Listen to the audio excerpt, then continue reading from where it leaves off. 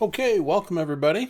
We're going to be talking about troubleshooting your digital photography, and we're going to go right to this today, and we're going to look at the processing of your pictures. And when I talk about the processing of your pictures, I mean whether it's in Lightroom or if you use, I've seen people use Microsoft Paint. You can use whatever you want. Most people nowadays are using something like Lightroom or um, on one to edit their pictures. And we're going to look at some of the common mistakes that we see when I see pictures posted. There's a lot of things that happen all the time that I'm going to just take a look at and show you how to maybe avoid in post processing. We did the first session of this on troubleshooting your pictures in the shooting aspect of it. Some common mistakes there. That's posted up on the site, and we're going to take a look right now at the post-processing of your pictures. If you have any questions, feel free to join us in the Zoom chat, and you can post a question there, raise your hand, I'll see it, and we'll go from there. Okay, so let's take a look here at troubleshooting your digital photography. First off, what we need to understand is that the whole idea of photography, it's an art, and it is subjective. I'm not talking about whether I like the composition or not. That's not what I'm talking about. I'm talking about the visual piece of it, the technical piece of it, so that you eliminate simple things like dust, things like crooked horizons, stuff like that that we can fix in post-processing. And whatever your vision is for that photograph, when you get the technical pieces right, then the artistic part of it will shine through also. So you're going to have a much better reception to your vision of your photography if you get the technical pieces nailed down. And it's not that hard. It just takes just a few things to watch out for. Hopefully I'll show you some of the most common ones, and you'll be able to take care of those in your own photography. Okay, so there's basically two kinds of issues that we see propping up. The first one we covered a couple weeks ago, that's the shooting aspect of it. Your camera settings, the errors that you make as a photographer, either in composition or in some of the settings on your camera or tripod settings even, that affect how the photograph is actually taken.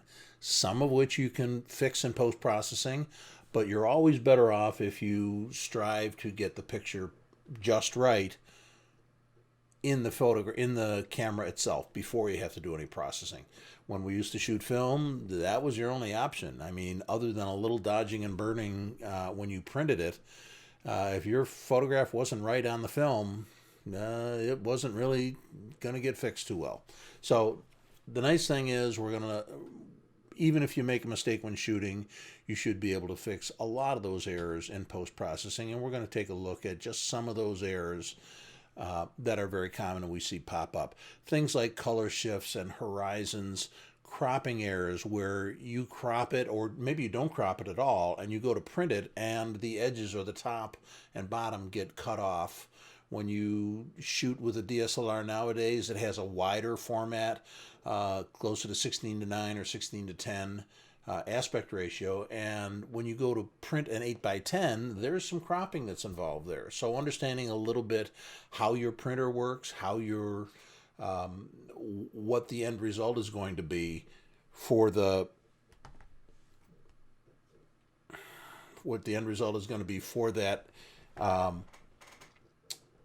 photograph, whether it's a print or if it's going to be posted. That's what you want to make sure that you have nailed down before you spit it out to your printer. Okay, so let me just get my wonder why here. Okay, 1 second. Let me switch to the other camera here. Turn that off. There we go. There we are. Okay. So, I know why. Okay. So, when we're talking about color shifts, one of the things that I see all the time, and that is the off-color sky. This is a great composition, but I guarantee you that that sky is not that color. It is just not, it's never going to look that color. So this might look fine on your monitor. And if it does, if this really looks blue to you, this is a real off color greenish aqua. This was not the color of the sky. There's no such color as this, at least in this solar system. So what you want to do is make sure that when you are doing your edits, whether it's in Lightroom or Photoshop or on one, that if this looks blue to you and you print it out and it comes out as an aqua color, then you need to do something with your monitor. Whether your monitor is up to snuff or not, or whether it can be calibrated or not, is another whole question. We'll talk about that in a little bit, but this is the true blue of a typical sky around Rochester anyway. So you want to have a good idea of not only what colors are you trying to attain, but is it going to look the same? For instance, when you post this on Facebook, Facebook nuts around with your colors a little bit. But what you want to make sure is that on virtually any monitor, is it going to look consistently the same? If you have the color a true blue, then it will look correct. The biggest problem is going to be that if your monitors are off, if they're not calibrated one way or another, and you view this on your phone, one of the tests I always try and do is I look at some photographs on a couple different types of devices. An iPhone, which has a very good, very nice calibrated screen, one or two different computers, maybe your work computer, see how it looks there, on a tablet if you've got a tablet, and see if the colors are anywhere close. If they all have a bad tinge to them, then you really need to take a look at the calibration of your monitor. Now, I'll tell you this right up front, and this should not be news to anybody. Unless you have a probably a Macintosh laptop or an expensive PC laptop, the screens on most laptops really are not very good for any kind of color calibration. They just don't do a decent job. They're made to be low power and not necessarily color accurate, unless you get one that's made for video or made for photography, like most Macs are, which is one of the reasons that they're so much more expensive. However, if you have the option of plugging in an external monitor to your laptop when you're editing, that monitor will have much better quality and a much better color gamut across the board than any laptop screen will.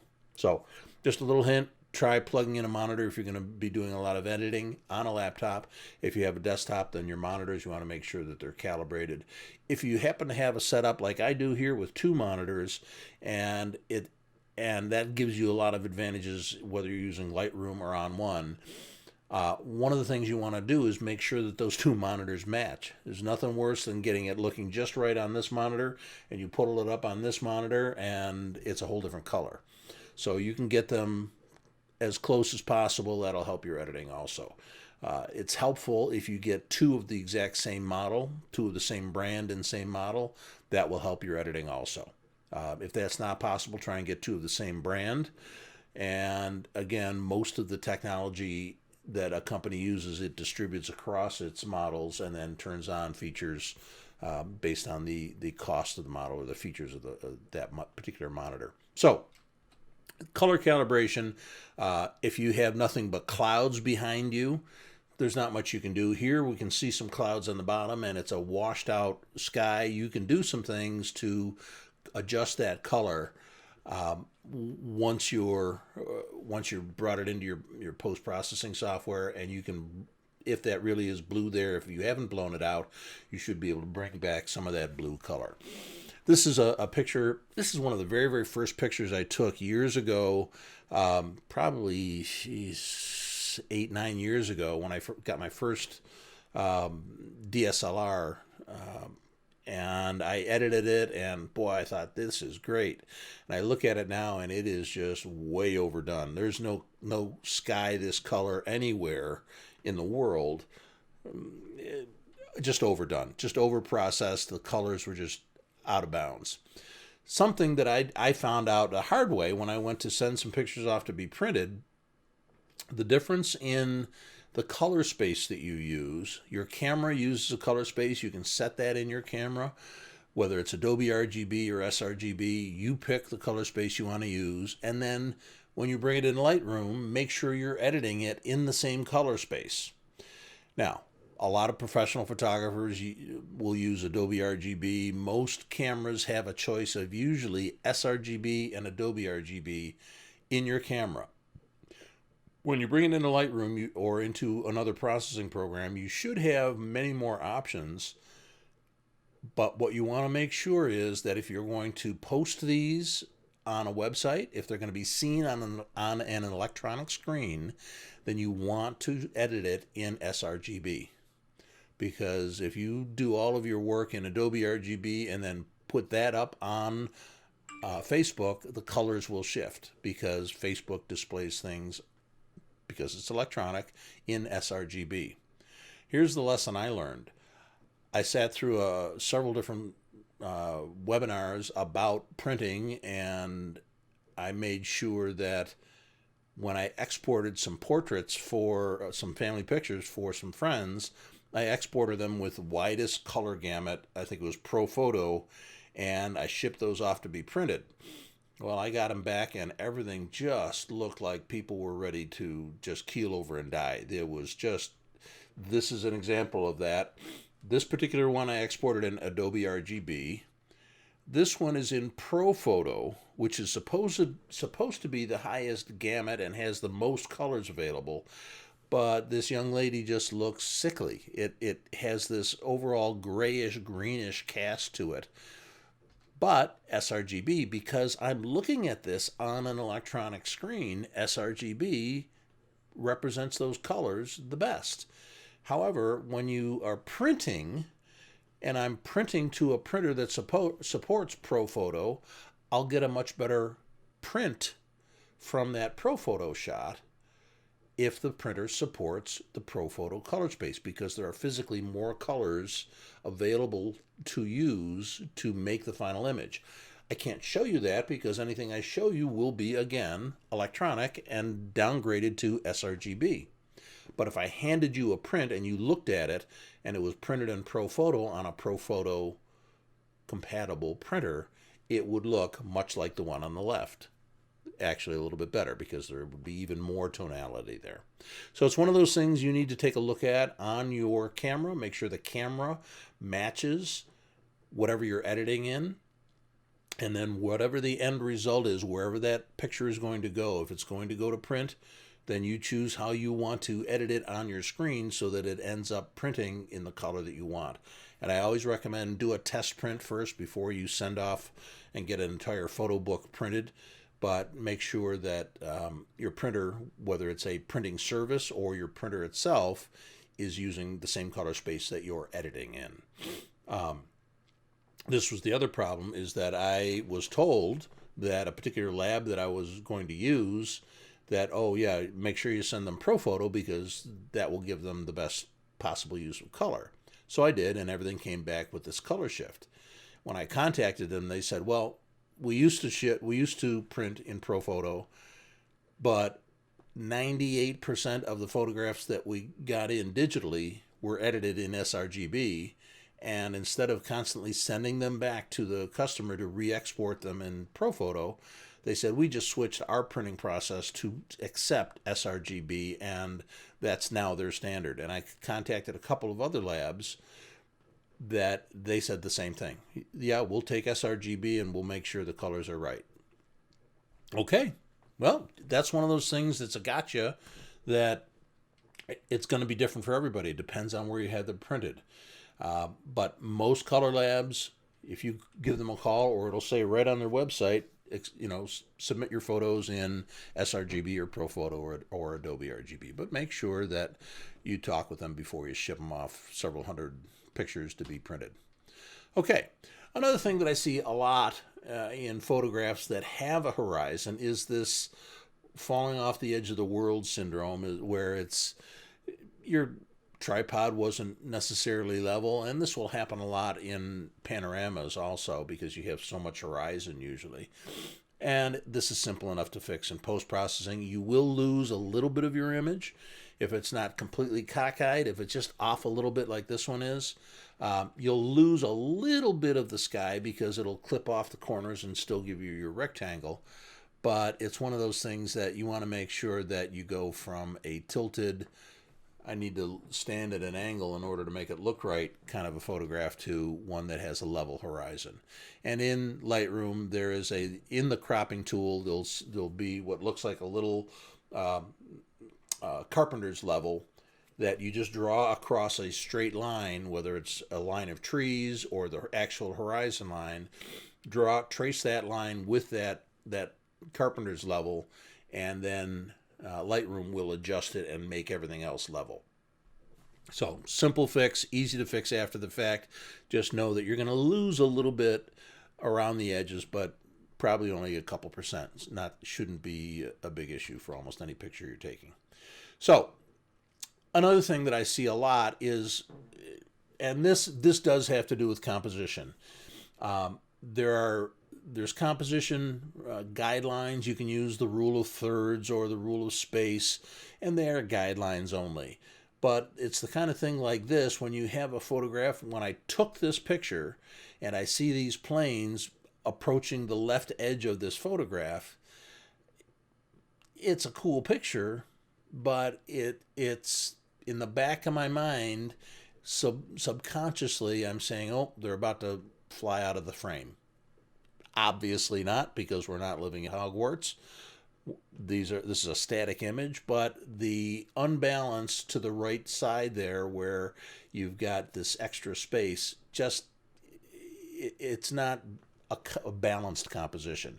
Simple fix, just crop it a little bit, bring it up, give yourself some room. And the guideline is, with the rule of space, if you have a moving object, whether it's an animal, a machine, a car, a plane, if you have a moving object, if you leave a little bit of extra room in the direction that it is moving, then the picture looks a little more balanced. You could make that perfectly centered, and a symmetrical composition here would work also. It depends on what you're going to do with it. If you're going to frame it, you can crop this any number of ways. But this photograph compared to this one is much more balanced. It gives the room to fly, or gives the planes room to fly, so that you can actually see that they're in the frame, but they have room to move. The rule of space, again, it's one of those things, because photography is an art, you can feel free to just ignore that. And if you like this better, that's fine too. Generally speaking, most people, when asked which composition do they like better, they like the one that has a little bit of room in the direction that somebody is traveling or something is traveling. Again, this is from the air show last year.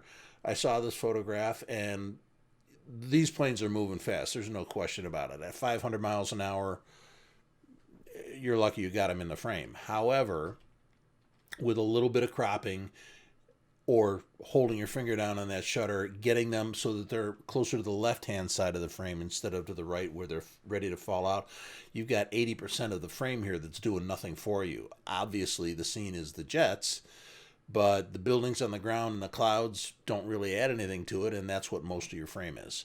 So this is one of those things that, if you're going to post this, think twice, look for one that has a little bit better framing, and see if you can get them so that they're either centered or off to the left and they have room to fly. Okay, same sort of thing. These are obviously flying to the right, giving them some room to fly. Makes it a little bit more pleasing composition. So you can very easily, on a bright sunny day, you can lose highlights in the clouds where the sun is. It's going to blow out. If you look at the histogram up here in the upper right hand corner, that right-hand side that's all the clouds and the bright sunlight, and it's lost all detail there because it's climbing up that right-hand border. So there's very, very little data there. You can balance it a little bit better by bringing it over to the left, reducing the highlights a little bit to get a little bit more detail in those clouds, because very striking sky, but when it's pure white like that, there's no detail to be seen. So it's one of those things, if you hold down the Alt key in Lightroom while you're moving that highlight slider or that white slider, it will put up these clipping warnings on your image to show you exactly where it's losing detail. This actually, if you clip in the upper right-hand corner, up here in the upper right-hand corner of the image, right up here, then it's going to be showing you where it's going to be losing detail. And that detail that it's losing is the white detail, the purest, brightest things in the photograph are in that white. When you hold down the Alt key, you'll see nothing but what is clipped. It turns everything black, and it's only showing you the data that is missing.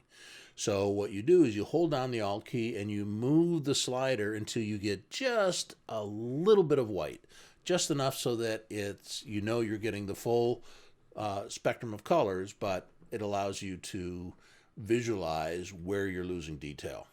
So once you've brought that detail back, those clouds, there's now detail in those clouds that, not being blown out, it actually adds to the photograph. And you can do that, and it only affects the clouds or the brightest parts of the picture. And if you look at the histogram in the upper right-hand corner, it's more centered, and there's no pixels that are climbing up the right-hand side that have no data to show. So it gives the whole photograph a little bit more balance. You're seeing more of a spectrum of colors and more the luminance across from pure black all the way to pure white. Okay. Same thing here. Again, this is at the air show last summer. Beautiful sunny day, so I use these as a great current example. This is a panorama that I stitched together, and when I looked at the raw file, I was like, whew, man, oh man, we're going to have to bring some detail back in that sky, because I wanted to get all the people and the grass, and I wanted to expose so that I could show everybody and all the bright colors that were there, but I also wanted some detail in the clouds. So when you edit it and bring it down and bring those shadows back using a raw file, or in this case a raw panorama, you can bring all those clouds back, and if you look at that, you'd never know that those clouds were there. Now you've got those clouds visible. You can see what kind of day it was. You've got nice, solid, pure, saturated colors. This particular one is overdone a little bit because I was trying to bring those clouds out, but it looks a little bit like a cartoon. So this is where, when I talked last week about how you can take any particular adjustment with the targeted adjustment tool and you can just turn the volume down on a little bit. This is exactly where I learned how to do that on this photograph. And what you can do is say, okay, yeah, I see the clouds, but it's just, it doesn't look realistic. So if we just tone it down a little bit so that it's not quite so extreme, I can keep the detail in the clouds, but I can reduce some of the saturation a little bit, so the colors may not be jumping off the page as much, but overall the composition is a lot better. So this compared to that, you're going to get a much better looking photograph and still have the detail in the sky that you wanted. Okay? So the biggest problem that I see when you're talking about color shifts, and those first few pictures that we were looking at had color shifts. All computers nowadays, especially with Windows 10 and on Macs, they have a built-in calibration. That's a good starting place. I would certainly start there and make sure that when you walk through that calibration process, and you can just Google Windows 10 color calibration, it'll tell you exactly how to do it. It walks you through it, and it makes sure that most of the time people's monitors are just way too bright. You need to tone it down a little bit in order for the colors to be accurate. So that's the first step. You can try the color calibration that's built into the computer. The other thing you can do is you can get a calibration piece of hardware that actually adjusts your screen for you, and I'll show you what that looks like.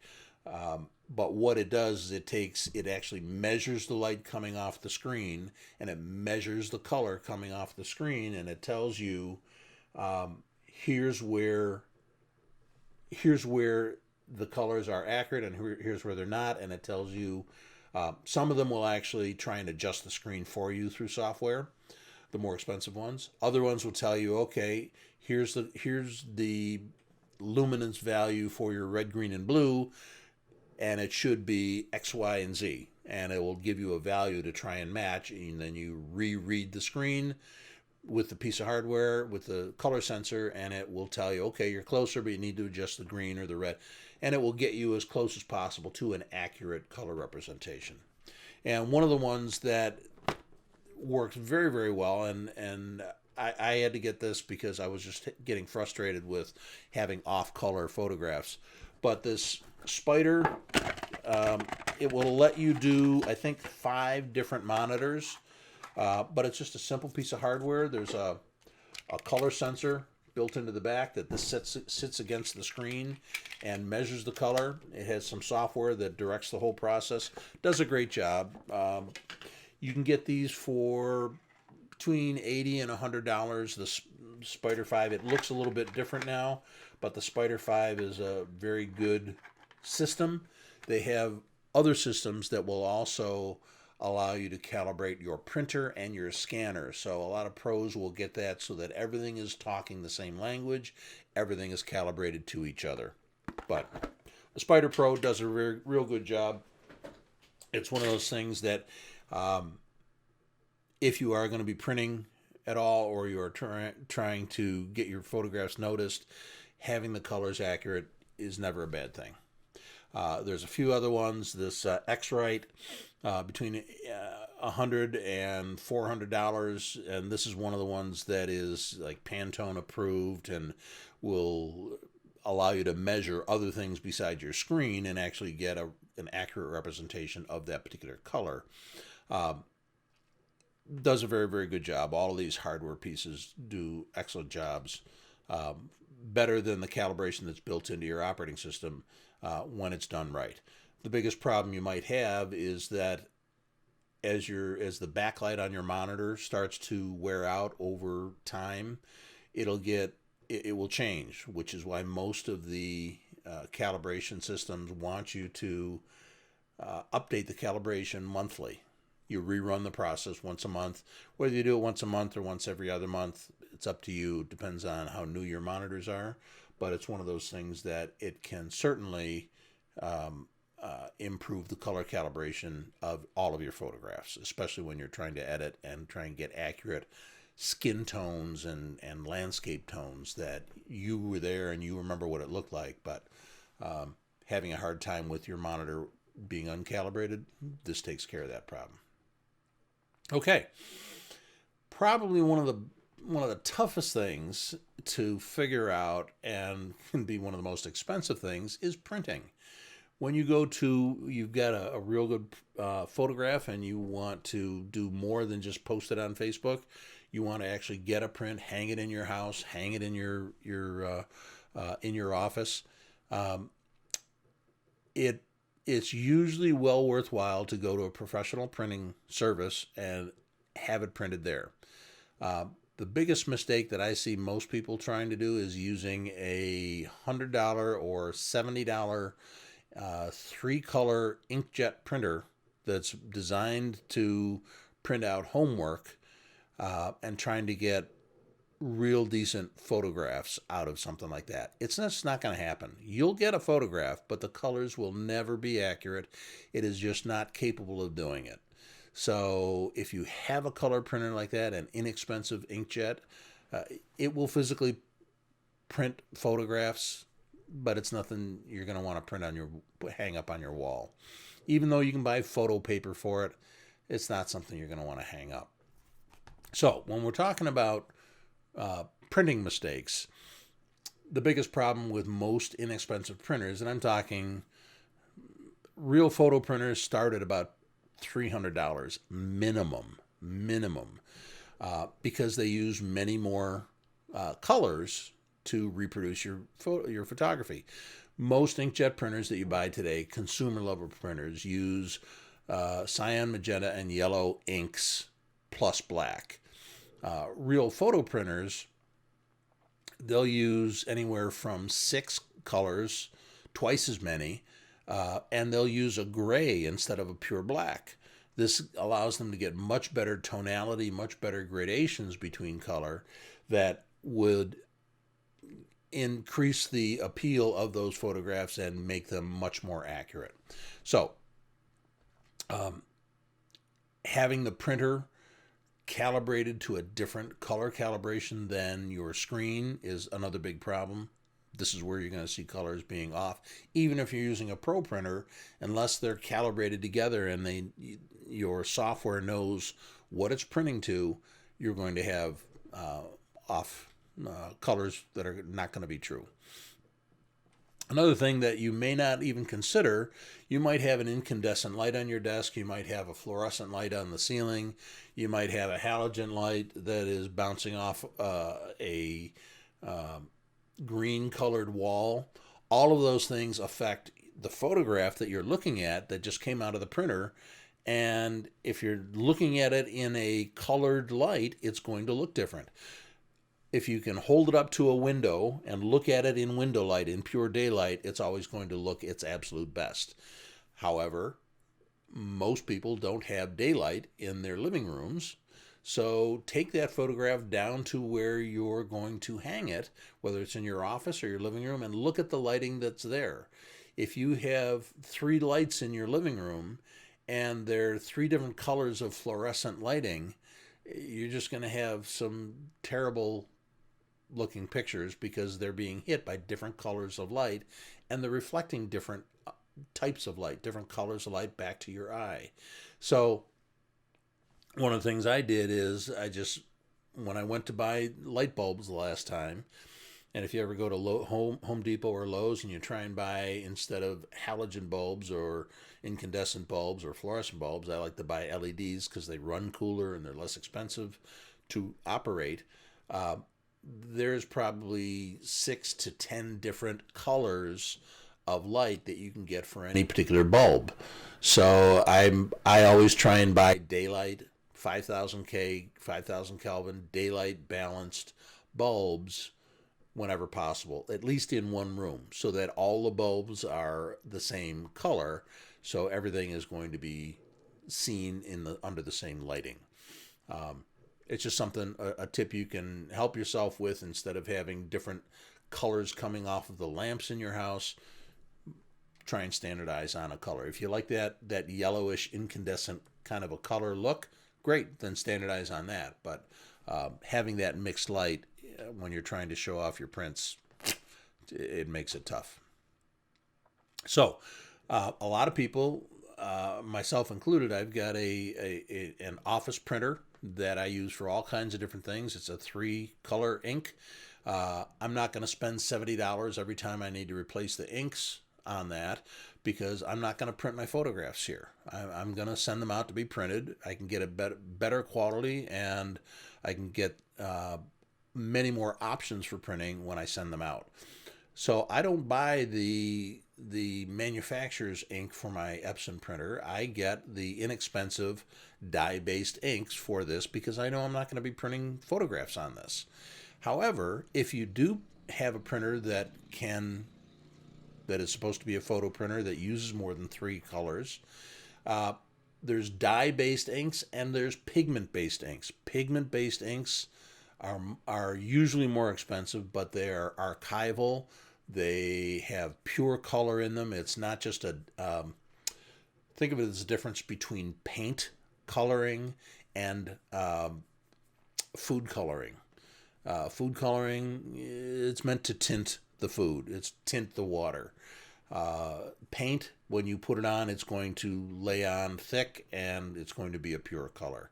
So Dye-based inks are less expensive, far less expensive, and great for printers where you want to save money. I can get 4 cartridges for $5 for this printer, and I can print for a year for the generic kind of paper prints that I need, non-photographic.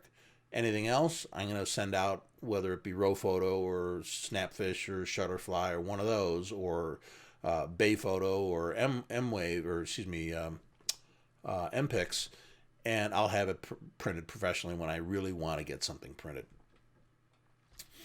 And again, when you are printing to a printer, you want to make sure you're using that ICM, that calibration that comes with the printer, letting the printer match what the software in Lightroom, for instance, I can tell it, use the ICM color calibration for this printer, and it's going to tell the printer, okay, here's what blue is, here's what red is, here's what green is, and they're talking the same language because they're using the same color calibration system. That's far superior to just having the printer try and calibrate itself. I know on Epson you can say, oh, do color correction for me. Based on what? Just make everything brighter? Enhance the reds? What's it going to do? So that ICM profile for your printer, and if you tell your software, Lightroom in this instance, to use that profile, then when it says, I want this color red, the printer, if it's able to, the printer knows how to make that color red with the inks that it has. So that's what that the color adjustment settings, use the correct printing profile for your specific printer. Well, I talked about this before. If I have an 8x10 print and I want an 8x10 print, and I have 8x10 paper, and I take a photograph from my camera and I try and print it, it's going to have to lop off the edges because an 8x10 print is not quite a square, but it's more square than it is rectangular. When I go to a 4x6 print, it's a whole different shape. It's much more rectangular than it is square. So when you go to print, make sure that when you crop it, and the nice thing with Lightroom is you can have multiple copies of the same photograph cropped different ways, or just recrop it, go back into the develop module and recrop it to whatever it is you're going to print. And there's nothing more frustrating than having a real nice, beautiful, big frame and a nice mat and an 8x10 mat, and you print it out and there's space on the top and there's space on the bottom because you didn't print it in the right aspect ratio.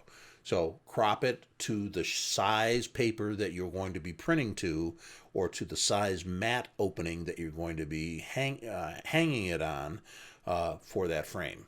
So one of those things, it's a frustrating thing, but once you understand what's going on, I just need to crop it to the final size that I want for the paper, the mat, and the frame that I'm going to be putting it in. Okay? So the most common mistakes that we see, seeing your prints in different light, having your monitors uncalibrated. The biggest thing you can do is really turn down the brightness on your monitor so it's not blowing out the colors and they're more representative of what's actually in the print.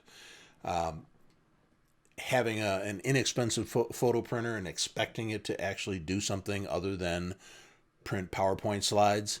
A real photo printer is gonna run you some money. There's several people that have done presentations in Western New York Photo Walkers that do a great job in printing. They've invested the money into both the printer and the paper and the inks so that they can get the kind of prints that you would expect from a professional printing service. And making sure you use good quality inks. If you have a good quality printer, buy the good stuff, and make sure that you're using the color profile for that printer. I looked up on Amazon, and inexpensive printers range between inexpensive printers are in these under $200 range. The pro printers, the XP960 is about a $450 printer plus $70 for 6 inks. Canon Pixma Pro is an excellent printer $400, depending on the size printer you can get. So if you want to do those real big, wide 20 by 30 prints, it's going to be more of $1,000, $1,200, $2,000 printer. And then the other thing that you'll see a lot of, there is a huge variety in papers that you can get to give you a different feel, a different look, a metallic look, or a matte, or a glossy look. And there's all kinds of quality of archival paper. Another whole session on that. I think, yeah, we'll have to have one of those on printing and have. I think it was Tom Marasco that was doing it before. We'll see if he can come in and do another printing one when we get back to actually getting together again. Okay. And it's so true. You do get what you pay for with printing, because there's a lot more technology built into the printers. Where expensive printers are using multiple heads or multiple colors of ink to reproduce the exact color versus something that is designed to print out homework, you're not going to get good photos out of it. There's all kinds of settings depending on your printer. You can choose, like on the right-hand side here, that color management in the Epson. You have to know, well, what is it I'm trying to adjust, and it's going to override what you just finished doing in Lightroom. So here's where I would normally choose the ICM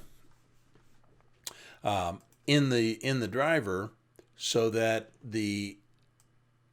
right here, that ICM option, so that the printer is going to say, oh, you're going to tell me how to print these colors? Okay, I'm not going to make any adjustments. I'm going to obey that ICM profile for that printer.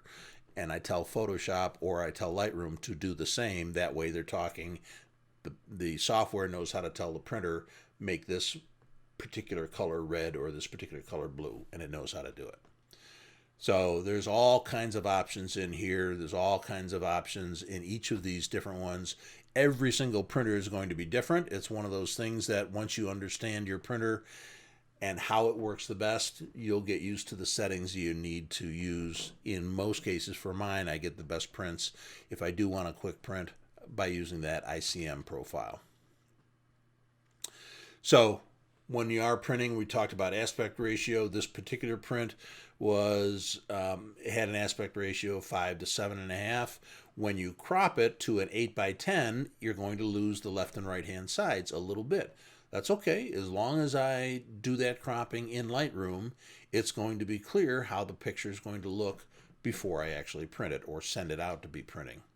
So that's it for the processing, troubleshooting your photography, your digital photography, and the processing aspect of it. If anybody has any questions, post the comments on the Facebook feed, and other people can benefit from it. And I hope you all enjoyed this Tutorial Tuesday. Next week we'll be going into something else. We'll put an announcement up on what we're going to be covering. If you have something you want covered by the admins in the Photo Walkers group, let us know. Drop us a note. Send us an IM. We'll be happy to look at it, and if we can find somebody that is able to cover that particular topic, we'll be happy to cover it for you. All right. Thank you all, and have a great night. See you soon. Stay safe, everybody.